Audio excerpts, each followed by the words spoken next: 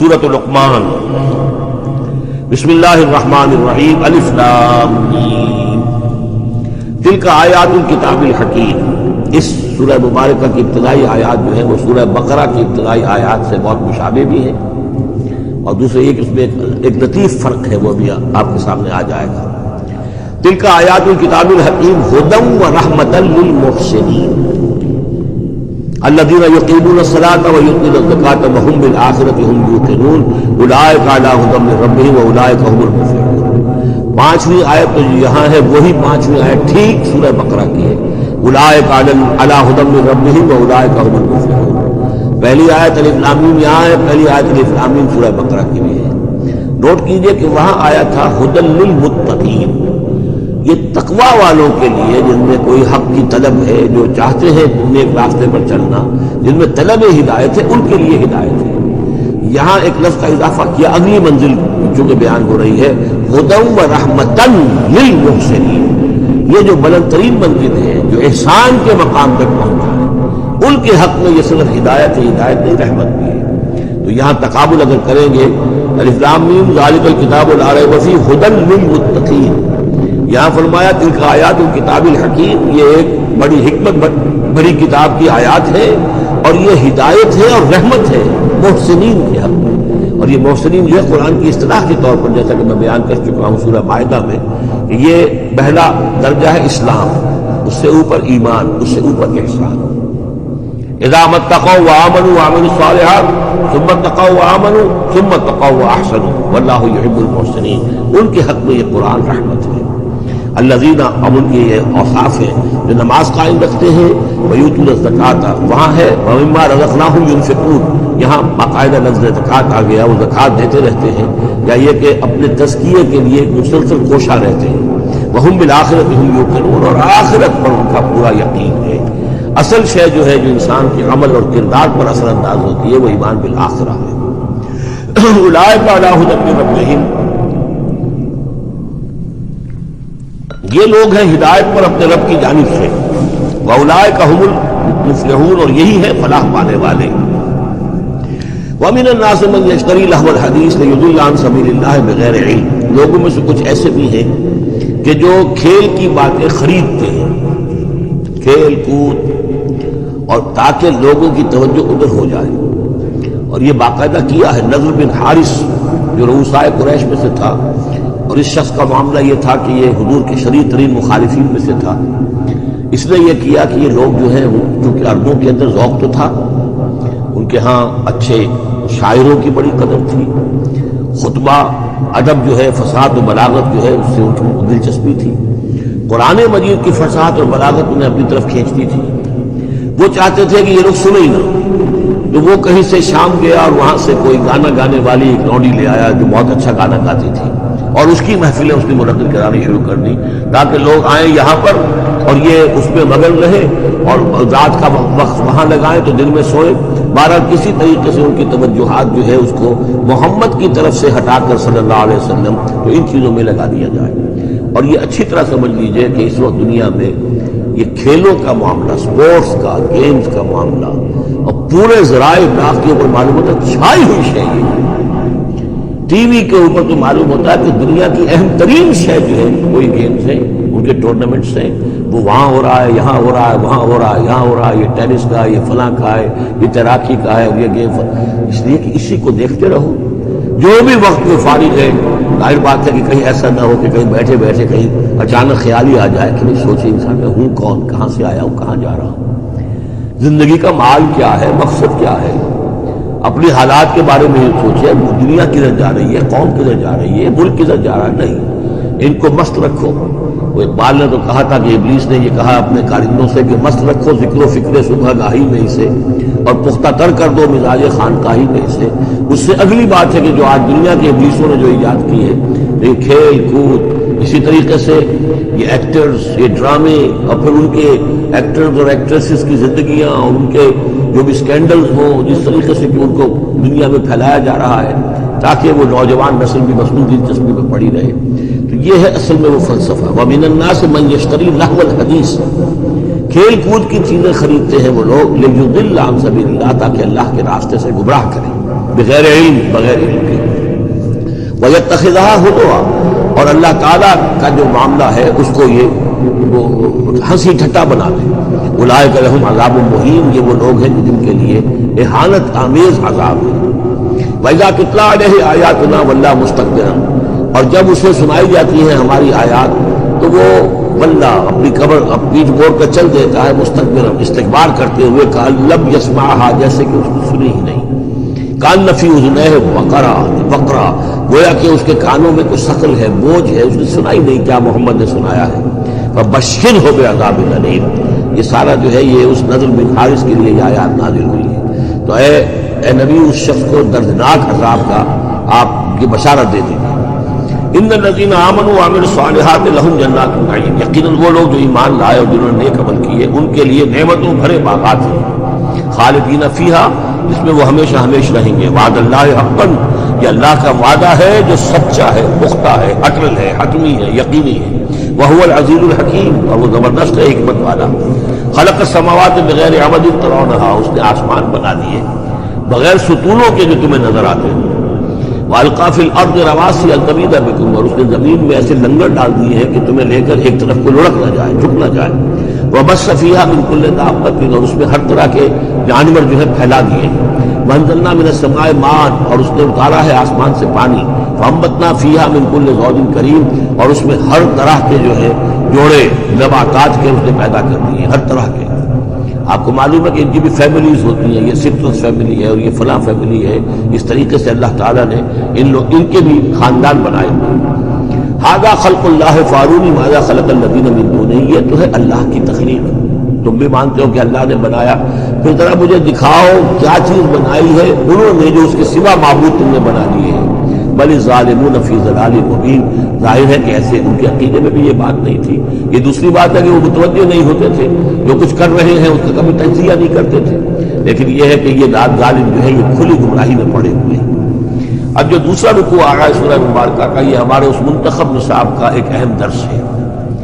اور یہ منتخب نصاب کا پہلا حصہ ہے جو جامع اسباق، سورۃ العصر، پھر آیت البر، تیسرا سبق یہ ہے. اس لیے کہ اس میں بھی وہ انسان کی نجات کے لیے جو چیزیں لازم ہیں وہ سب کی سب ان کا ایک اسکیلیٹن سمجھیے، اس کا جو ہے ایک خاکہ جو ہے بلو پرنٹ اس کے اندر بھی آ گیا ہے. اور یہ اصل میں ایک ایسے شخص کی مثال ہے جو نہ خود نبی تھے نہ کسی نبی کے پیروکار تھے، لیکن وہی جو بات میں نے بارہا آپ سے عرض کی ہے کہ سلیم الطبع انسان، سلیم الفطرت انسان اور سلیم العقل انسان. فطرت کج نہ ہوئی ہو، پرورٹڈ نہ ہو، اور انسان کی عقل جو ہے اس کے اوپر پردے نہ پڑ گئے، تو انسان کچھ حقائق پر خود پہنچ جائے گا چاہے کسی نبی کی دعوت اس تک نہ پہنچی ہو. وہ مقام کیا ہے کہ وہ پہچان لے گا کہ اس کائنات کا ایک خالق ہے، وہ اکیلا ہے، وہی اس کا مدبر ہے، وہی چلا رہا ہے، وہ تمام صفات کمال سے بتمام کمال متصف ہے. پھر یہ کہ اس نے جو ہمیں پیدا کیا ہے تو زندگی صرف یہ زندگی نہیں ہے بلکہ کوئی اور زندگی بھی ہوگی، اس کے پاس لوٹنا بھی ہوگا، ہم اس کی طرف جائیں گے اور پھر ہمیں اپنے اعمال کا محاسبہ وہاں پر فیس کرنا ہوگا اور جزا و سزا ہوگی. یہاں تک انسان پہنچ سکتا ہے. یعنی ایمان ابھی نہ کہیے، ایمان تو تصدیق کو کہتے ہیں. ایمان کا لفظ تو ہوتا ہے جبکہ نبی کی دعوت کی تصدیق کی جائے تو لفظ ایمان ہے. لیکن یوں سمجھیے کہ معرفت یا حکمت، معرفت اور حکمت کے یہ دو سٹیشنز ایسے ہیں کہ جس تک انسان پہنچ جاتا ہے بغیر وحی کی رہنمائی کے، اگر اس کی فطرت سلیم ہے، اس کی عقل سلیم ہے. اس کے بعد وہ سوال کرتا ہے، یہی میں نے سورہ فاتحہ میں آپ کو بتایا تھا کہ سورہ فاتحہ دعا ہے، لیکن کس شخص کی دعا ہے؟ عام آدمی کی دعا نہیں ہے. وہ ہمیں تلقین تو کی گئی ہے، نماز میں ہم وہی پڑھتے ہیں، لیکن اس میں پیش نظر کیا ہے کہ ایک شخص جو اپنی سلامتی طبع، سلامتی فطرت، سلامتی عقل سے یہاں تک تو پہنچ گیا کہ الحمدللہ رب العالمین الرحمن الرحیم مالک یوم الدین ایاک نعبد، یہاں تک تو وہ پہنچ گیا ہے. اے رب پھر تیری ہی بندگی کرنی چاہیے، تیری ہی مرضی پر چلنا چاہیے، لیکن تیری مرضی کس شے میں ہے یہ ہمیں معلوم نہیں. تو کس چیز سے راضی ہوتا ہے، کس سے ناراض ہوتا ہے یہ ہمیں معلوم نہیں. تیری بندگی کیسے کرے یہ ہمیں معلوم نہیں. تو اس سے آگے پھر ہے وہ جو اہدنا الصراط المستقیم، ایاک نعبد و ایاک نستعین اہدنا الصراط المستقیم. تو ایسی ایک شخصیت تھی حضرت لقمان کی. جہاں تک روایات ہیں ان سے معلوم ہوتا ہے کہ یہ حبشی النسل تھے. نوبیا ایک جگہ ہے کہ جو سوڈان اور جو سمجھیے کہ مصر کے تقریباً درمیان یا سرحد پر ہے، وہاں یہ رہتے تھے اور کارپینٹر تھے، لیکن یہ کہ اللہ تعالیٰ ذہانت جس کو بھی چاہے دے دے، لیکن ان کے اندر اللہ تعالیٰ نے وہ ذہانت بھی دی تھی، اور وہ سلامتی فکر، سلامتی عقل، سلامتی فطرت، سلامتی قلب، اس کے نتیجے میں وہ اس چیز تک پہنچ گئے تھے، توحید تک۔ اور اس کے ساتھ یہ ہے کہ اعمال انسان کے جو ہیں وہ ضائع جانے والے نہیں ہیں، ان کا کوئی نہ کوئی بدلہ مل کر رہے گا۔ باقی یہ کہ جو چیزیں وہی سے معلوم ہوتی ہے، جنت دوزخ، وہ تو ان کے تذکرہ نہیں ملے گا اس کے اندر، جو چیزیں، اور کسی رسول کا تذکرہ بھی نہیں ملے گا، اس لیے کہ وہ کسی رسول کے امتی ہوتے تو تذکرہ کرتے۔ یہاں انہوں نے جو اپنی ایک حکیم اور دانا انسان نے اپنے ساری عمر کے سوچ کا جو لب لباب ہے، خلاصہ ہے، حاصل ہے، وہ اپنے بیٹے کو اپنے انتقال کے وقت وصیت کی شکل میں منتقل کیا ہے، اور اس کو اللہ تعالیٰ نے قرآن میں نقل کر دیا، کیونکہ ان کے اقوال کوٹ کیے جاتے تھے۔ جیسے ہم وہ تقریر کرتے ہیں تو کبھی علامہ اقبال کا حوالہ دیتے ہیں، ان کا شعر کوٹ کر دیتے ہیں، کبھی کسی اور کا۔ تو یہ بھی اصل میں عرب میں خطباء اور شعراء جانتے تھے کہ یہ لقمان جو ہے یہ بہت ہی حکیم اور دانا انسان تھے، اور ان کے اقوال جو ہے کوٹ کیے جاتے تھے اشعار میں بھی اور خطبات میں بھی۔ تو اللہ نے بتایا کہ دیکھو یہ لقمان بھی جو اپنی سلامتی طبع اور سلامتی فکر کی وجہ سے جہاں تک پہنچا، وہ وہی اصول ہے کہ جن کی طرف محمد تمہیں دعوت دے رہے ہیں صلی اللہ علیہ وسلم۔ وَلَقَدْ آتَيْنَا لُقْمَانَ الْحِكْمَةَ، اور ہم نے لقمان کو دانائی عطا کی۔ دانائی کا نتیجہ کیا تھا؟ انشکر للہ، کہ شکر کرو اللہ کا۔ دانائی کا تقاضا، فطرت کی سلامتی کا تقاضا کیا ہے؟ جو بھی آپ کے ساتھ بھلائی کرے اس کے لیے ایک احسان مندی کی جذبات آپ میں پیدا ہونے چاہیے۔ اگر نہیں ہو رہا ہے تو فطرت جو ہے پرورٹڈ ہے، بس ہو گیا، جو بھی بھلائی کرے۔ اور عقل کا تقاضا کیا ہے کہ اصل جو ہے منعم، اس کو پہچان لیا جائے، اور وہ اللہ ہے۔ تو نتیجہ کیا نکلے گا؟ وہ سلامتی طبع جمع سلامتی عقل، تو اللہ کو پہچان لیا جائے اور کہا جائے الحمدللہ، جہاں سے قرآن مجید شروع ہوتا ہے۔ انشکر للہ، کہ شکر کرو اللہ کا۔ ومن یشکر فانما یشکر لنفسہ، جو کوئی بھی شکر کرتا ہے تو وہ شکر کرتا ہے اپنے ہی بھلے کے لیے، اپنے ہی فائدے کے لیے۔ ومن کفر فان اللہ غنی حمید، اور جو کفران نعمت کرتا ہے، ناشکری کرتا ہے، اللہ تو غنی اور حمید ہے۔ وَإِذْ قَالَ لُقْمَانُ لِابْنِهِ، اب یہاں سے حضرت لقمان کی وہ نصیحتیں ہیں جو انہوں نے اپنے بیٹے کو کی ہیں، یہاں مذکور نہیں ہے، لیکن مراد یہی ہے کہ انتقال کے وقت، جیسے کہ کوئی شخص دولت مند ہے تو وہ اپنے انتقال کے وقت اپنے بیٹوں کو، یا اگر بیٹا ایک ہی ہے اسے بتائے گا کس سے لینا ہے، کس کو دینا ہے، کیا حساب کتاب ہے، کہاں کہاں میرے ایسٹس ہیں، کوئی دفینہ ہے تو بھی بتائے گا کہ میرا وہاں فلاں جگہ پر دولت دفن ہے۔ ایک حکیم انسان کے پاس اصل شے اس کی ساری عمر کے غور و فکر کا جو حاصل ہے، کہ میں نے جو کچھ سوچا ہے، میں نے جو کچھ بھی حاصل کیا ہے اپنی فطرت سلیمہ اور عقل سلیم کی رہنمائی میں، وہ میں تمہیں منتقل کر رہا ہوں۔ وَإِذْ قَالَ لُقْمَانُ لِابْنِهِ وَهُوَ يَعِظُهُ، یاد کرو جب کہ کہا لقمان نے اپنے بیٹے سے، وہ اسے نصیحت کر رہے تھے، یا بنی لا تشرک باللہ، نمبر 1 اللہ کے ساتھ شرک مت کیجیے، ان الشرک لظلم عظیم، یقیناً شرک بہت بڑا ظلم، بہت بڑا ظلم، سب سے بڑی ناانصافی۔ عربی زبان میں ظلم کہتے ہیں وضع شیء فی غیر محلہ، کسی شے کو ہٹا کر اس کے اصل مقام سے ہٹا کر کہیں اور رکھ دینا، یہ ظلم ہے۔ اللہ خالق ہے تنہا، باقی سب مخلوق ہے۔ اب آپ نے مخلوق میں سے کسی کو اللہ کے برابر کر دیا، یا اللہ کو کسی اعتبار سے گرا کر مخلوق کی سب میں لا کے کھڑا کر دیا، تو اس سے بڑا شرک، اس سے بڑی ظلم، اس سے بڑی ناانصافی، اس سے بڑا ظلم کوئی نہیں۔ وَإِذْ قَالَ لُقْمَانُ لِابْنِهِ وَهُوَ يَعِظُهُ يَا بُنَيَّ لَا تُشْرِكْ بِاللَّهِ إِنَّ الشِّرْكَ لَظُلْمٌ عَظِيمٌ۔ اور اس کے بعد فوراً ہی اللہ تعالیٰ نے اپنی طرف سے ایک بات ایڈ کی ہے۔ یہ چوتھا مقام آ گیا ہے کہ جہاں اللہ کے حق کے فوراً بعد والدین کا حق۔ ظاہر بات ہے کہ حضرت لقمان کو یہ بات یعنی مناسب نہیں معلوم ہوئی کہ وہ اپنا حق بھی بیان کرے، لہذا اس کی تکمیل کر دی اللہ تعالیٰ نے۔ وَوَصَّيْنَا الْإِنسَانَ بِوَالِدَيْهِ، اور ہم نے وصیت کی انسان کو اس کے والدین کے بارے میں، اور والدین میں سے بھی خاص طور پر والدہ، اس لیے کہ زیادہ مشقت وہ جھیلتی ہے، زیادہ تکلیفیں بچوں کی پرورش میں ماں کو برداشت کرنی پڑتی ہے۔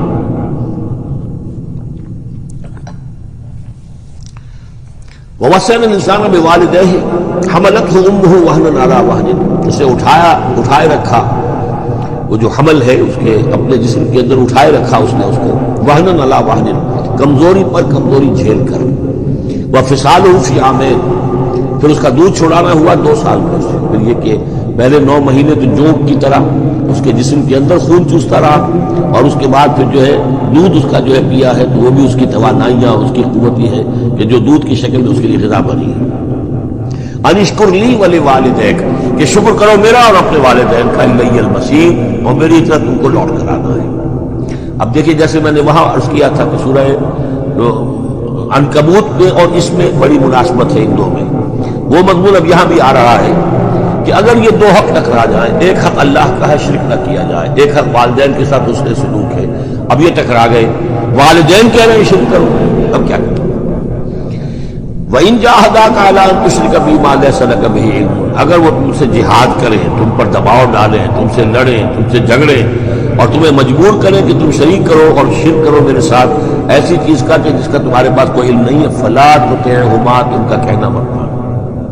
وہاں پر بھی یہ مضمون آ چکا، یہاں دوبارہ آ گیا کہ ان کے حقوق ایک حد تک ہیں، اس سے آگے بڑھ کر وہ اللہ کے حقوق پر ڈاکہ ڈالنے لگے، بازی بازی بارش سے بابا ہم بازی، ان کے حقوق اللہ کے حقوق کے برابر نہیں ہو سکتے، ان کے حقوق اللہ کے حقوق سے فائد نہیں ہو سکتے، اس کے نیچے نیچے تو شرک نہیں۔ البتہ یہاں یہ ذہن میں رکھیے کہ شرک صرف بت پرستی کو نہیں کہتے، لا تشرک، شرک کی کوئی قسم نہیں۔ اب اللہ کے کسی ایک حکم کو اگر والدین کہتے توڑو، اس کا کیا مطلب ہے؟ یہ شرک کا حکم دے رہے ہیں، اس لیے کہ آپ نے والدین کے کہنے پر اللہ کے حکم کی خلاف ورزی کی، اس کا مطلب ہے کہ آپ نے مطاع اور معبود والدین کو بنا دیا۔ نفس کے کہنے پر آپ حرام کے اندر منہ مار رہے ہیں تو آپ کا جو حرام جو دولت ہے وہ آپ کا معبود ہے اور آپ کا نفس آپ کا معبود ہے۔ ارأیت من اتخذ الہہ ہواہ، کیا تم نے دیکھا اس شخص کو جس نے اپنی خواہش نفس کو اپنا معبود بنا لیا؟ تو شرک کا مفہوم جو ہے اس کا پورا وسیع مفہوم، اور جیسا کہ اس سے پہلے بھی تذکرہ ہو چکا ہے، اس پر الحمدللہ کہ میں نے تقریباً 20 سال پرانی بات ہے یہ کہ میں نے اقسام حقیقت و اقسام شرک پر 6 گھنٹے کے کیسز جو ہے میرے وہ ریکارڈڈ ہیں اور موجود ہیں۔ تو اس حوالے سے اس کو یہ نہیں سمجھنا چاہیے کہ شرک سے مراد صرف بت پرستی ہے۔ وَإِن جَاهَدَاكَ عَلَىٰ أَن تُشْرِكَ بِي مَا لَيْسَ لَكَ بِهِ عِلْمٌ فَلَا تُطِعْهُمَا، لیکن دیکھیے یہ ہے اللہ تعالیٰ کی تعلیم، اس کے اندر کیا توازن ہے۔ اس کا یہ مطلب نہیں ہے کہ والدین کے سارے حقوق ہی ساقط ہو گئے۔ اگر والدین مشرک ہیں، تمہیں شرک کرنے کا حکم دے رہے ہیں تو ان کا یہ حکم تو نہیں مانو گے، لیکن ان کے ساتھ حسن سلوک پھر بھی کرنا ہے۔ والد تو ہے نا، وہ والدہ تو ہے نا، وَصَاحِبْهُمَا فِي الدُّنْيَا مَعْرُوفًا، دنیا میں ان کے ساتھ رہو بہتر انداز میں، صحیح انداز میں خدمت ان کی کرو، اگر انہیں ضرورت ہے تو اپنا مال ان پر خرچ کرو۔ اس کے اندر یہ نہیں ہوگا کہ سارے حقوق ثابت ہو گئے، اب انہیں گالیاں دینی شروع کر دو یا ان کو جو ہے ستانا شروع کر دو، نہیں۔ لیکن اگر وہ اللہ کے حکم کے خلاف کوئی حکم دے تو مت مانو۔ وَاتَّبِعْ سَبِيلَ مَنْ أَنَابَ إِلَيَّ، اور پیروی کرو اس شخص کے راستے کی کہ جو میری طرف اپنا رخ کر چکا ہے۔ یعنی والدین کا اتباع نہیں ہے، والدین کی اطاعت نہیں ہے، والدین کے ساتھ حسن سلوک ہے۔ اطاعت ہوگی اگر اللہ کی اطاعت کے مطابق، اس کے دائرے کے اندر تو اطاعت بھی ہوگی، لیکن بالفعل اور آزادانہ کوئی اطاعت نہیں والدین کی۔ کہیں بھی قرآن مجید میں نہیں آیا اپنے والدین کی اطاعت کرو۔ کیا حکم دیا گیا؟ حسن سلوک، نیک سلوک، ان کی ضرورت، ان کی خبر گیری ہے، ان کی خدمت ہے، ان کی ضروریات کا لحاظ رکھنا، اس کا حکم ہے۔ باقی پیروی کرو اس شخص کی جس نے اپنا رخ میری طرف کر دیا، وہ کوئی بھی ہے۔ پہلے انبیاء ہوتے تھے، انبیاء کی پیروی کرو، اب انبیاء نہیں ہے، انبیاء کے خادم ہیں۔ انبیاء کی امتوں میں جو شخص بھی اٹھا ہے دین کی دعوت لے کر، جس نے اپنا رخ کر لیا ہے، جس نے کہا میں چل رہا ہوں اللہ کے راستے میں، کون میرا ساتھی بنتا ہے، تو پیروی کرو اس کی۔ وَاتَّبِعْ سَبِيلَ مَنْ أَنَابَ إِلَيَّ، پیروی کرو اس شخص کے راستے کی جس نے اپنا رخ میری طرف کر لیا ہے۔ ثُمَّ إِلَيَّ مَرْجِعُكُمْ، پھر میری ہی طرف تم سب کا لوٹنا ہے۔ والدین بھی یہی آ جائیں گے میرے پاس، تم بھی آ جاؤ۔ فَأُنَبِّئُكُم بِمَا كُنتُمْ تَعْمَلُونَ، پھر میں تمہیں جتلا دوں گا جو کچھ کہ تم کرتے رہے تھے۔ اب یہاں بیچ میں جو آ گیا اللہ کی طرف سے آ گیا، یہ حضرت لقمان کی نصیحت صرف ابھی ایک آئی تھی، یا بنی لا تشرک باللہ ان الشرک لظلم عظیم، اے میرے بچے شرک مت کرنا اللہ کے ساتھ، اس لیے کہ شرک جو ہے بہت بڑا ظلم ہے، بہت بڑی ناانصافی ہے۔ دوسری وصیت ان کی کیا ہے؟ یا بنی انہا ان تک مثقال حبۃ من خردل فتکن فی صخرۃ او فی السماوات او فی الارض یأت بها اللہ ان اللہ لطیف خبیر۔ اے میرے بچے عمل، خواہ وہ نیکی کا ہو خواہ بدی کا ہو، انہا آدھی ضمیر ہے عمل کی طرف، عمل خواہ ایک رائی کے دانے کے ہم وزن ہو۔ اب یہ سب سے چھوٹی چیز، رائی کا دانہ، فتیلہ، نقیرہ، یہ 3 چیزیں آتی ہیں قرآن مجید میں عام طور پر چھوٹی شے کے لیے، لا یظلمون فتیلہ، لا یظلمون نقیرہ، اور یہ کہ رائی کا دانہ بہت چھوٹا۔ تو چاہے وہ نیکی یا بدی ہو، رائی کے دانے کے ہم وزن، اور پھر فتکن فی صخرۃ، وہ کسی پہاڑ کی کسی چٹان کے پیٹ میں جا کر، کسی کھوکھ کے اندر جا کر وہ عمل کیا گیا ہو، اور پھر سماوات یا آسمانوں میں کیا گیا ہو. اب تو آسمانوں میں ہے نا، آپ خلا میں جا کر وہ عمل کر رہے ہیں، تو پھر اب تو انسان جو ہے وہاں تک پہنچ گیا ہے. اور فی الارض، یا زمین کے پیٹ میں گھس کر کیا گیا ہو، یأتی بہ اللہ، اللہ اسے لے آئے گا. یعنی انسانی اعمال، انسان اشرف المخلوقات ہے، اور انسانی اعمال ایسی گھٹیا چیز نہیں ہے کہ ایسے ضائع کر دے اللہ، چاہے وہ نیکی ہے چاہے بدی. فمن یعمل مثقال ذرۃ خیرا یرہ ومن یعمل مثقال ذرۃ شرا یرہ. لیکن عمل ضائع نہیں، چاہے وہ رائی کے دانے کے برابر ہو، پھر چاہے وہ کسی چٹان میں گھس کر کیا گیا ہو، کسی پہاڑ کی کھو میں کیا گیا ہو، چاہے وہ خلا اور فضا کی پہنائیوں میں کیا گیا ہو، چاہے وہ زمین کے اندر سرنگ کھود کر کیا گیا ہو. یأتی بہ اللہ، ان اللہ لطیف خبیر، یقیناً اللہ تعالیٰ باریک بین ہے، باخبر ہے. اب دو چیزیں آ گئی، اللہ کے ساتھ شرک نہیں، اور اعمال کے بارے میں دیکھ لو، نیکی اور بدی کے نتائج نکل کر رہے ہیں. اس سے آگے بعد سے بعد الموت کا یہاں تذکرہ نہیں ہے. اس سے بعد جنت اور دوزخ کا، اس لیے کہ یہ چیزیں معلوم ہوتی ہیں پھر نبی کے بتانے سے. اصولی طور پر جو چیز حکمت سے انسان جہاں تک پہنچ سکتا ہے وہ دو ہے، ایک خالق اور اس کے ساتھ شرک نہ ہو، اور نمبر دو اس اعمال انسانی ان کا ضرور بدلہ ملے گا. اب اس کے بعد تیسری بات، یا بنی اقم الصلاۃ، نماز قائم رکھو. یعنی جس اللہ کو تم نے پہچان لیا ہے، اب محض ایک مرتبہ پہچان لینا کافی نہیں ہوگا، اسے یاد رکھنا ضروری ہے، ورنہ شیطان تمہیں ورغلائے گا، تمہیں ادھر ادھر سے جو ہے تمہارا نفس تمہیں غلط راستے پر ڈال دے گا، جب تک کہ یہ ایمان باللہ مستحضر نہ رہے ذہن کے اندر. اور ایمان باللہ کو مستحضر رکھنے کے لیے ذکر ہے جو ہم پڑھ چکے ہیں، اتل ما اوحی الیک من الکتاب واقم الصلاۃ ان الصلاۃ تنہی عن الفحشاء والمنکر. لہذا اب نماز کون سی تھی وہ ہم نہیں جانتے، لیکن کوئی ذریعہ ایسا ہونا چاہیے کہ تم اللہ کو یاد کیا کرو. یا بنی اقم الصلاۃ. اور نمبر 4، وامر بالمعروف وانہی عن المنکر، اور نیکی کا حکم دو اور بدی سے روکو. یہ بھی تمہاری ذمہ داریوں میں سے ہے. یہ بھی انسان کی، یوں سمجھیے کہ اس کی انسانیت، اس کی شرافت، اس کی مروت کا تقاضا ہے کہ وہ اپنے جو ابنائے نو ہیں، جو بھی انسان ہیں، ان کی بھلائی کے لیے کوشاں ہوں. اور سب سے بڑی بھلائی ان کی اور سب سے بڑی خدمت یہی ہے کہ انہیں برائیوں سے روکا جائے اور بھلائیوں کی دعوت دی جائے. وَاصْبِرْ عَلَىٰ مَا أَصَابَكَ، اور یہ بھی جان دو کہ اگر یہ امر بالمعروف نہی عن المنکر کرو گے تو تکلیفیں آئیں گی، مصیبت آئیں گی. پسند تو کسی کو نہیں ہے کہ آپ اس پر تنقید کریں. اگر آپ کسی بچے کو بھی سڑک پر کھیل رہا ہو، گلی میں کھیل رہا ہو، اگر آپ اس سے کہہ دیں کہ بیٹے یہ کوئی کرکٹ کھیلنے کی جگہ نہیں ہے، کسی کی گاڑی کا شیشہ توڑو گے تم، تو آپ دیکھ لیجیے پھر کیا آپ کا وہ اس کو کیا جواب دے گا آپ کو. اسی لیے آپ بولتے ہی نہیں ہیں کہ اپنی عزت لے کر وہاں سے نکل جائیں. تو کسی کو بھی نصیحت پسند نہیں ہے، حق کڑوا ہے. لہذا آپ اگر حق کہنا ہے اور نصیحت کرنی ہے تو پھر تیار رہو کہ وہ ممکن ہے تمہیں پلٹ کر گالی دے دے، وہ کہے کہ تم پہلے ذرا اپنے دامن کو دیکھو تمہارے کتنے دھبے ہیں. اب جو بھی ہو برداشت کرو. اور اگر کوئی بڑی بات ہے، اگر فرعون کے سامنے جا کر حق کہو گے تو وہ تو کہے گا کہ میں تمہیں جیل میں ڈالوں گا. تو اس طریقے سے یہ وَاصْبِرْ عَلَىٰ مَا أَصَابَكَ، پھر جو شے بھی تم پر آئے اس پر صبر کرو. إِنَّ ذَلِكَ مِنْ عَزْمِ الْأُمُورِ، یقیناً یہ چیزیں ہیں جو بڑی ہمت کے کاموں میں سے. گویا کہ وہ چاروں چیزیں اس میں آ گئی. وَالْعَصْرِ إِنَّ الْإِنسَانَ لَفِي خُسْرٍ إِلَّا الَّذِينَ آمَنُوا وَعَمِلُوا الصَّالِحَاتِ وَتَوَاصَوْا بِالْحَقِّ وَتَوَاصَوْا بِالصَّبْرِ. یہاں اصطلاحات علیحدہ ہو گئی، تواصی کی بجائے امر بالمعروف نہی عن المنکر آ گیا. صبر جو کا تو ہے، باقی ایمان اور وہ تمام چیزیں اعمال صالحہ میں سے نماز آ گئی، والدین کے ساتھ اس کا سلوک آ گیا. آخری دو آیتیں ہیں وَلَا تُصَعِّرْ خَدَّكَ لِلنَّاسِ، اور دیکھو اپنے گالوں کو پھلا کر مت رکھو لوگوں کے سامنے، یعنی تکبر اور غرور اس انداز میں رہنا. وَلَا تَمْشِ فِي الْأَرْضِ مَرَحًا، اور تم زمین میں اکڑ کر نہ چلو. ان اللہ لا يحب كل مختال فخور، یقیناً اللہ تعالیٰ کو جو اکڑنے والے ہیں. اور یہ مختال بنا ہے خیل سے، خیل کہتے ہیں گھوڑے کو. گھوڑے کی چال میں تمکنت ہوتی ہے، تو جب انسان بھی بڑی تمکنت کے ساتھ چلتا ہے تو گویا کہ اختیال بن گیا. لا يحب كل مختال فخور، شیخی خوڑے، فخر کرنے والے، اکڑنے والے اللہ کو پسند نہیں ہے. یہ مضمون سورہ بنی اسرائیل میں بھی آ چکا ہے. وَلَا تَمْشِ فِي الْأَرْضِ مَرَحًا إِنَّكَ لَن تَخْرِقَ الْأَرْضَ وَلَن تَبْلُغَ الْجِبَالَ طُولًا، تم کتنا ہی پاؤں مار کر چلو ہماری زمین کو پھاڑ نہیں سکتے، اور کتنی گردن اکڑا لو، اونچے ہو جاؤ، سینہ تان لو اور اوپر ترا بھی چڑھا لو، لیکن یہ کہ تم پہاڑوں کی اونچائی تک نہیں پہنچ سکتے.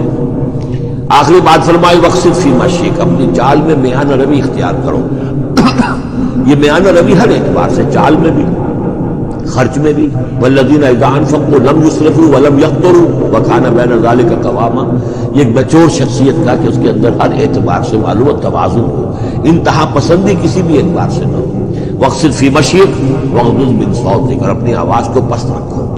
اس کا مطلب کیا ہے کہ کہیں کوئی آرگومنٹ ہے، کوئی جھگڑا ہو گیا ہے تو آواز کو بلند کرنے کی کوشش نہ کرو، بات اپنی کرو۔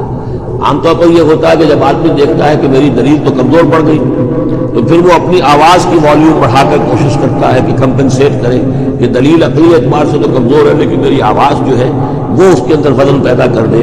ولا واغضض من صوتک، اور دیکھو ان انکر الاصوات لصوت الحقیر، آواز جو گدھے کی ہوتی ہے وہ ڈیچو ڈیچو جب کرتا ہے تو بلند تو وہ بہت ہوتی ہے لیکن کس قدر ناپسندیدہ آواز ہے، کتنی ناپسندیدہ آواز ہے۔ تو آواز کی بلندی کوئی حسن نہیں ہے، اصل تو یہ شے ہے کہ آپ جو بات کہیں وہ وزنی ہو، وہ دلیل کے ساتھ ہو، اور وہ آپ اپنی بات کو منوا سکیں اس کے حوالے سے۔ تو یہ ہے 8 آیات پر مشتمل جو رکوع ہے، یہ دوسرا رکوع سورہ مبارکہ کا، یہ ہمارے اس منتخب نصاب کا تیسرا سبق ہے۔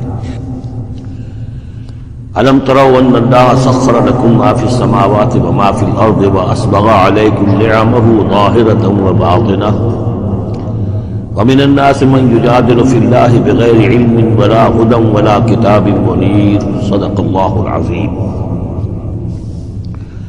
کیا تم نے دیکھا نہیں کہ اللہ تعالیٰ نے تمہارے لیے مسخر کر دیا ہے جو کچھ کے آسمانوں میں ہے اور جو کچھ کے زمین میں ہے، یعنی یہ کہ آسمان کے اندر سورج ہے، چاند ہے، یہ سب تمہاری ضرورتیں بہم پہنچانے میں لگے ہوئے ہیں۔ سورج کی تمازت ہے جس سے تمہاری فصلیں پکتی ہیں، اسی سے ہواؤں کا نظام چل رہا ہے، بارشوں کا برسنا، یہ سارا معلوم ہوتا ہے کہ تمہارے لیے یہ سب بستر بچھایا ہے اللہ نے اور ساری تمہاری ضرورتیں پوری کی ہیں۔ وَأَسْبَغَ عَلَيْكُمْ نِعَمَهُ، اور اس نے تم پر اپنی ساری نعمتیں مکمل کر دی ہیں، پوری کر دی ہیں۔ ظاہرۃ و باطنۃ، یہ نعمتیں ظاہری بھی ہیں باطنی بھی ہیں، جو باہر سے نظر آتی ہیں، دکھتی ہیں، جن کو ہم استعمال کرتے ہیں۔ بہت سی نعمتیں وہ جن کا ہمیں احساس ہی نہیں ہے، ہمارے وجود کے اندر کیا کچھ اللہ تعالیٰ نے ودیت کیا ہوا ہے اس کا ہمیں پوری طرح احساس بھی نہیں۔ وَمِنَ النَّاسِ مَن يُجَادِلُ فِي اللَّهِ بِغَيْرِ عِلْمٍ، یہ آیت آ چکی ہے سورہ حج میں۔ لوگوں میں سے کچھ ایسے بھی ہیں جو جھگڑتے ہیں اللہ کے معاملے میں، یا اللہ کے بارے میں، یا اللہ کے احکام کے بارے میں، یا اللہ کی آیات کے بارے میں، بغیر اس کے کہ بغیر علم کہ ان کے پاس کوئی علم ہو، ولا ہدن، نہ کوئی رہنمائی اور ہدایت ہے، ولا کتاب منیر، نہ کوئی روشن کتاب ہے۔ وَإِذَا قِيلَ لَهُمُ اتَّبِعُوا مَا أَنزَلَ اللَّهُ قَالُوا بَلْ نَتَّبِعُ مَا وَجَدْنَا عَلَيْهِ آبَاءَنَا، اور جب ان سے کہا جاتا ہے کہ پیروی کرو اس کی جو اللہ نے نازل فرمایا ہے، قرآن اتارا ہے، اس کی پیروی کرو، قالوا، وہ کہتے ہیں، بل نتبع ما وجدنا علیہ آباءنا، بلکہ ہم تو پیروی کریں گے اس کی کہ جس کو پر ہم نے پایا ہے اپنے آباء و اجداد کو۔ اور آج کل خاص طور پر یہ لوک ورثہ اور ہماری پرانی روایات، قومی روایات، اور ہماری جو ہے ہر علاقے کا ایک کلچر ہے، اس کلچر کو زندہ کیا جائے، کروڑ روپیہ اس چیزوں میں صرف کیا جاتا ہے۔ اولو کان الشیطان یدعوہم الی عذاب السعیر، خواہ شیطان ان کو پکار رہا اور بلا رہا ہو، یہ جو باتیں بنا رہے ہیں در حقیقت یہ شیطان کی دعوت ہے، اس کی تبلیغ ہے در حقیقت جس کو انہوں نے قبول کیا ہے۔ یدعوہم الی عذاب السعیر، اور وہ انہیں بلا رہا ہے جہنم کے عذاب کی طرف۔ ومن یسلم وجہہ الی اللہ وہو محسن، اور جس شخص نے اپنا چہرہ اللہ کے سامنے جھکا دیا، تابع فرمان کر دیا اپنے چہرے کو الی اللہ، اللہ کی یعنی وہو محسن، اور وہ احسان کی روش اختیار کرے، فقد استمسک بالعروۃ الوثقی، تو اس نے تو مضبوط تھام لیا ہے، مضبوط کنڈے کو، اس کا ہاتھ پڑ گیا ہے۔ یہ سورہ بقرہ میں بھی یہ الفاظ آئے تھے، آیت میں کرسی کے فوراً بعد، فمن یکفر بالطاغوت ویؤمن باللہ فقد استمسک بالعروۃ الوثقی وإلی اللہ عاقبۃ الامور، اور تمام معاملات کا انجام آخر کار اللہ ہی کے ہاتھ میں ہے، اللہ ہی تک اس کو لوٹا دیا جائے گا۔ ومن کفر فلا یحزنک کفرہ، اور اے نبی جو کفر کر رہا ہے تو آپ اس کے کفر اور کفر کے لیے جو وہ بھاگ دوڑ کر رہا ہے اس سے آپ پریشان نہ ہو، دلگیر نہ ہو۔ الینا مرجعہم، میری طرف ان سب کو لوٹنا ہے، فننبئہم بما عملوا، ہم انہیں اچھی طرح بتا دیں گے، جتلا دیں گے جو کچھ کہ انہوں نے کیا تھا۔ ان اللہ علیم بذات الصدور، یقیناً اللہ تعالیٰ تو جو کچھ سینوں میں چھپا ہوا ہے اس سے بھی واقف ہے۔ نمتعہم قلیلا، ہم انہیں ذرا تھوڑی دیر کے لیے ساز و سامان دے رہے ہیں دنیا کے اندر، یہ مزے لے لیں، مزے لوٹ لیں، ثم نضطرہم الی عذاب غلیظ، پھر ہم انہیں کشاں کشاں لے آئیں گے، کھینچ کر پکڑ کر لے آئیں گے اس عذاب کی طرف جو بہت گاڑھا۔ وَلَئِن سَأَلْتَهُم مَّن خَلَقَ السَّمَاوَاتِ وَالْأَرْضَ لَيَقُولُنَّ اللَّهُ، اور جب اگر آپ ان سے پوچھیں کس نے پیدا کیا آسمان اور زمین تو وہ کہیں گے اللہ نے۔ قُلِ الْحَمْدُ لِلَّهِ، کہیے الحمدللہ، ساری حمد بھی پھر اسی کی ہے۔ بل اکثرهم لا يعلمون، لیکن یہ کہ ان کی اکثریت علم نہیں رکھتی۔ للہ ما فی السماوات والارض، آسمان اور زمین میں جو کچھ ہے وہ اللہ کے لیے، اللہ ہی کا ہے، اللہ کی ملکیت ہے، یہ لام تملیک ہے، اللہ کی ملکیت ہے ہر وہ شے جو بھی کچھ ہے آسمان اور زمین میں۔ ان اللہ هو الغنی الحمید، یقیناً وہ غنی ہے، اسے کوئی احتیاج نہیں، اور حمید ہے، بڑی خوبیوں والا ہے، اپنی ذات میں ستودہ صفات ہے۔ وَلَوْ أَنَّ مَا فِي الْأَرْضِ مِن شَجَرَةٍ أَقْلَامٌ، اور اگر جتنے بھی زمین میں درخت ہیں وہ قلم بن جائیں، وَالْبَحْرُ، اور سمندر جو ہے وہ سیاہی بن جائے، جیسے میں یہ مضمون سورہ کہف میں بھی آ چکا ہے۔ قُل لَّوْ كَانَ الْبَحْرُ مِدَادًا لِّكَلِمَاتِ رَبِّي وَلَنَفَدَ الْبَحْرُ قَبْلَ أَن تَنفَدَ كَلِمَاتُ رَبِّي وَلَوْ جِئْنَا بِمِثْلِهِ مَدَدًا، اگر پورا سمندر جو ہے میرے رب کے کلمات کو لکھنے کے لیے سیاہی بن جائے تو وہ سیاہی سمندر ختم ہو جائے گا، لیکن یہ کہ میرے رب کی کلمات ختم نہیں ہوں گے، چاہے اتنا ہی سمندر اور لے آئے گا۔ وہی مضمون یہاں بھی آ رہا ہوں، یہ بات نوٹ کی ہے، میں نے کئی مرتبہ آپ کو بتائی ہے کہ اہم مضامین قرآن مجید میں کم سے کم دو جگہ ضرور ملتے ہیں۔ وَلَوْ، اب وہاں پر صرف سیاہی کا تذکرہ تھا، یہاں سیاہی کے ساتھ قلم۔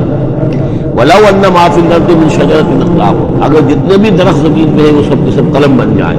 وَالْبَحْرُ، اور سیاہی جو ہے یہاں پہ محضوظ سمجھیے مدادن، اور بحر جو ہے سمندر جو ہے وہ سیاہی کی شکل اختیار کر لے۔ یمدہ من بعدہ سبعۃ ابحر، اور اس سیاہی کو پھر مزید پھیلائے اور بڑھائے 7 سمندر اور اس کے اندر جو ہے ڈال دیے جائیں، ما نفذت کلمات اللہ، اللہ تعالیٰ کی کلمات ختم نہیں ہوں گے۔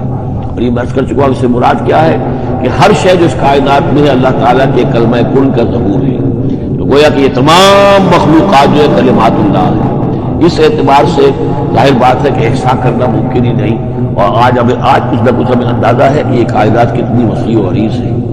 ابھی تک بڑی سے بڑی ٹیلیسکوپ ایجاد کرنے کے باوجود trillions and trillions and trillions of light year تک تو ہم نے دیکھ لیا ہے، لیکن کائنات کا سرا ابھی ہمیں نظر نہیں آیا کہ شروع کہاں ہوتی ہے ختم کہاں ہوتی ہے۔ تو اس سے اندازہ کریں اللہ تعالیٰ کی خلاقی کا، اس کی مخلوقات کتنی ہیں۔ تو وہ جتنے بھی کلمات کن ہیں اگر ان کو لکھنے کے لیے تمام جو ہے زمین کے درخت کو قلم بن جائے اور تمام سمندر جو ہے وہ سیاہی بن جائے اور 7 سمندر اور بھی اس میں ایڈ کر دیے جائیں، تب بھی یہ کہ اللہ کی کلمات ختم نہیں ہوں گے۔ ان اللہ عزیز الحکیم، یقیناً اللہ تعالیٰ زبردست ہے، حکمت والا۔ اب ادھر تو اس میں تو اللہ تعالیٰ کی تخلیق کی وسعت اور عظمت کا تذکرہ ہو گیا، اب اس کا جو اس کے انتظام کا معاملہ، اس کی تدبیر جو ہے اس میں کس قدر یسر ہے، کتنی آسانی ہے، کتنی سہولت ہے اس کے لیے۔ یعنی اس کائنات کو جیسے کہ سورہ بقرہ میں آیت الکرسی میں بھی آیا تھا وَلَا يَئُودُهُ حِفْظُهُمَا، یہ آسمانوں اور زمین کی حفاظت اس پر کوئی بھاری نہیں ہے، مشکل نہیں ہے، اس کو جو ہے اس کے تھامنے میں، اس کے چلانے میں کوئی اس کے لیے یہ کام بوجھل نہیں ہے، وزنی نہیں ہے۔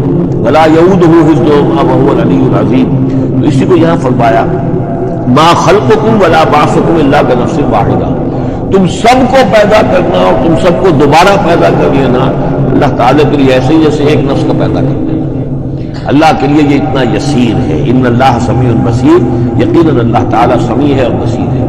تو گویا کہ ایک ہے اللہ کی تخلیق کی وسعت و عظمت، وہ تو کلمات الہی، اور ایک ہے اللہ تعالیٰ پر یہ کتنا ہلکا ہے، اہون علیہ، یہ اس کے لیے بہت آسان ہے، یسر اور سہولت اللہ تعالیٰ اس کے انتظام کو اور اس کو جو لے کر چل رہا ہے اس پر بھاری نہیں۔ الم تر ان اللہ یولج اللیل فی النہار، کیا تم دیکھتے نہیں کہ اللہ تعالیٰ رات کو پرو لاتا ہے دن میں، ویولج النہار فی اللیل، اور دن کو پرو لاتا ہے رات میں۔ اب یہ ایک تو اس کا مفہوم یہ ہو سکتا ہے کہ جیسے ایک ڈوری ہے اور اس ڈوری کے اندر اگر آپ نے دانے ڈالے ہوئے تصویر میں ایک سیاہ ہے ایک سفید، ایک سیاہ ایک سفید ہے، سیاہ کے بعد سفید، سفید کے بعد سیاہ، یہ تو آتا چلا جائے گا۔ ایک یہ ہے کہ کبھی دن بڑھتا ہے اور رات گھٹتی ہے، گویا کہ دن جو ہے رات میں داخل ہو رہا ہے، کبھی رات بڑھنے لگتی ہے دن گھٹنے لگتا ہے، گویا کہ دن جو ہے وہ رات کو انکروچ کر رہا ہے، رات کے حصے کو گویا کہ اس نے قبضے میں لے لیا ہے۔ تو اس طریقے سے اللہ تعالیٰ پرو دیتا ہے رات کو دن میں، دن کو رات میں۔ وسخر الشمس والقمر، اور اس نے مسخر کر دیا ہے سورج کو اور چاند کو، کل یجری الی اجل مسمى، یہ سب کے سب چل رہے ہیں ایک وقت معین تک کے لیے، وان اللہ بما تعملون خبیر، اور یقیناً اللہ تعالیٰ جو کچھ کہ تم کر رہے ہیں اس سے باخبر ہے۔ ذالک بان اللہ هو الحق، یہ اس لیے کہ اللہ حق ہے، وانما يدعون من دونه الباطل، اور یہ کہ جس کو جو پکار رہے ہیں اللہ کے سوا وہ سب باطل ہے، کیونکہ حقیقت ہی نہیں۔ باطل اس کو کہتے ہیں جو نظر تو آئے ہو نہ، کوئی حقیقت اس کی نہ، جیسے شراب، پانی نظر آتا ہے لیکن پانی ہے نہیں۔ وان اللہ هو العلی الکبیر، اور یقیناً اللہ تعالیٰ ہی ہے سب سے بلند و بالا اور سب سے بڑا اور عظمت والا۔ الم تر ان الفلک تجری فی البحر بنعمت اللہ لیریکم من آیاتہ، کیا تم دیکھتے نہیں کہ کشتیاں چلتی ہیں سمندر میں یا دریا میں اللہ کی نعمتوں کو لے کر؟ ظاہر بات ہے ٹرانسپورٹ جو ہوتی تھی پہلے بہت بڑی، وہ سمندروں میں کشتیوں سے، دریاؤں میں بھی، لیریکم من آیاتہ، تاکہ وہ تمہیں دکھائے اپنی آیات میں سے۔ ان فی ذلک لآیات لکل صبار شکور، یقیناً اس میں آیات ہیں، لیکن کس کے لیے؟ ان سب لوگوں کے لیے جو صبر کرنے والے ہیں، شکر کرنے والے ہیں۔ صبار یہ بھی مبالغے کا صیغہ، فعال کے وزن پر بہت صبر کرنے والا، شکور فعول کے وزن پر ہے بہت زیادہ شکر کرنے والا۔ وَإِذَا غَشِيَهُمْ مَوْجٌ كَالظُّلَلِ، اور جب یہ کبھی سمندر میں ہوتے ہیں اور ان کے اوپر ایک موج چڑھتی ہے اور ڈھانپ لیتی ہے انہیں جیسے کہ بادل ہو، ایسی موج آ رہی ہے کہ گویا کہ وہ تمہارے اوپر سے گزر جائے گی۔ دعوا اللہ مخلصین لہ الدین، وہ پکارنے لگتے ہیں اللہ کو، اسی کے لیے اپنی اطاعت کو خالص کرتے ہیں۔ فلما نجاہم من البر، اور جب اللہ انہیں نجات دے کر لے آتا ہے خشکی پر، فمنہم مقتصد، تو ان میں سے کچھ وہ لوگ ہیں کہ جو بیچ کی چال پر چلتے ہیں، یعنی یہ کہ اکثر و بیشتر جو ہیں وہ پھر شرک کی راہ اختیار کر لیتے ہیں۔ وما یجحد بآیاتنا الا کل ختار کفور، اور ہماری آیات کا انکار نہیں کرتے مگر وہی جو قول کے جھوٹے ہیں اور ناشکر ہیں۔ یا ایھا الناس اتقوا ربکم واخشوا یوما، اے لوگوں اپنے رب کا تقوی اختیار کرو اور ڈرو اس دن سے، لا یجزی والد عن ولدہ، اس دن کوئی والد اپنے بیٹے سے کسی شے کو دور نہیں کر سکے گا، بچا نہیں سکے گا کسی بھی چیز سے، ولا مولود هو جاز عن والدہ شیئا، اور نہ ہی بیٹا جو ہے وہ اپنے باپ سے کوئی شے دور کر سکے گا، کوئی کسی کے کام نہیں آئے گا، نہ باپ بیٹے کے نہ بیٹا باپ کے، تو باقی سارے رشتے جو ہیں اس کے بعد ساتوی ہیں۔ ان وعد اللہ حق، یہاں وہ آیت بھی یاد آ گئی ہوگی آپ کو، یا بنی اسرائیل اذکروا نعمتی التی انعمت علیکم انی فضلتکم علی العالمین واتقوا یوما لا تجزی نفس عن نفس شیئا ولا یقبل منها شفاعۃ ولا یؤخذ منها عدل ولا هم ينصرون۔ یا ایھا الناس اتقوا ربکم واخشوا یوما لا یجزی والد عن ولدہ ولا مولود هو جاز عن والدہ شیئا ان وعد اللہ حق، اللہ کا وعدہ سچا ہے، شدنی ہے، اٹل ہے، ہو کر رہے گا، قیامت آ کر رہے گی، جزا و سزا ہو کر رہے گی۔ فلا تغرنکم الحیات الدنیا، کہ دیکھو تمہیں نہ دھوکے میں ڈال دے یہ دنیا کی زندگی، تم اسی کے اوپر ریجھ جاؤ، اسی میں مگن ہو جاؤ، اسی میں گم ہو جاؤ، تو گویا کہ یہ تمہارے لیے پھر دھوکے کی ٹٹی بن گئی کہ اصل زندگی سے تمہیں جو ہے ذہناً جو ہے اس نے غافل کر دیا۔